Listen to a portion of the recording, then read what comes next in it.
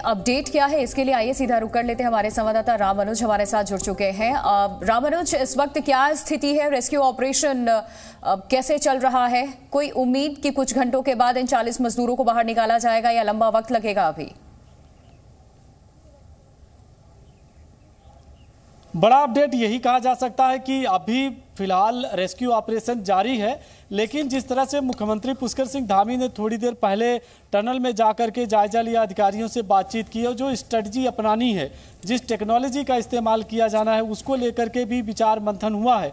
और माना जा रहा है कि अब जो वो पैच है तकरीबन 40 मीटर का, उसको ड्रिल किया जाएगा और उसके थ्रू एक पाइप को भेजा जाएगा ताकि मजदूरों तक पहुंचा जा सके और वो सभी मजदूर उस पाइप के थ्रू बाहर आ सके। एक पार्ट ये भी है उस ऑपरेशन का जिसके ऊपर विचार मंथन किया गया और यही वजह है कि मुख्यमंत्री पुष्कर सिंह धामी ने कहा कि उस पाइप को फिलहाल हरिद्वार से मंगाने की भी बात कही जा रही है। और इसके अलावा जो अभी ऑपरेशन चल रहा है, जो उसमें मलबा गिरा हुआ है, जो पार्ट टूटा हुआ है, वो उससे मलबा निकालने का काम किया जा रहा है। बड़ी जो मशीनें लगी हुई हैं वो लगातार काम कर रही हैं, लेकिन जिस तरह से वो पूरा 40 मीटर का पूरा जो पैच है पूरी तरह से वो डैमेज है और वहाँ भारी मात्रा में मलबा है और उसके दूसरी साइड में 40 जिंदगी जो है वो अब फंसी हुई है, वो मजदूर वहाँ पर फंसे हुए हैं, उनको बचाने के लिए ये अभियान चल रहा है। तो ऐसे में कितना वक्त लगेगा, किस तरह की टेक्नोलॉजी इस्तेमाल होगी और आगे क्या ऑपरेशन में कोई चेंज होगा,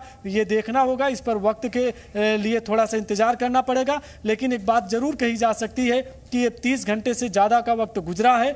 ऐसे में जो प्रेशर के जरिए, मशीनों के जरिए, चाहे ऑक्सीजन है, चाहे वो ड्राई फ्रूट्स है या पानी की सप्लाई है, उसको टाइम टू टाइम दी जा रही है। अब आगे ये कब तक चलेगी और आगे किस तरह की टेक्नोलॉजी को अपना करके ऑपरेशन चलेगा, ये देखना होगा। फिलहाल 2-3 सवाल जरूर उठ रहे हैं कि किस तरह से इस पूरे टनल को बनाया जा रहा था और बिना किसी सही तरीके से इंस्ट्रूमेंट के एनालिसिस के क्या मजदूरों को भेज दिया गया। राम मनोज, क्या अंदर किसी तरीके का कोई इक्विपमेंट भेजा गया कैमरे का जिससे अंदर मजदूरों की जो स्थिति है वो पता चल सके? क्योंकि खबर ये भी सामने आई थी, वॉकी टॉकी के जरिए उनसे संपर्क साधा गया।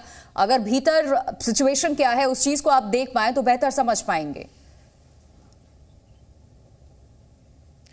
देखिए, आपके सवाल का जवाब इसको क्लियर तरीके से बता कर देते हैं।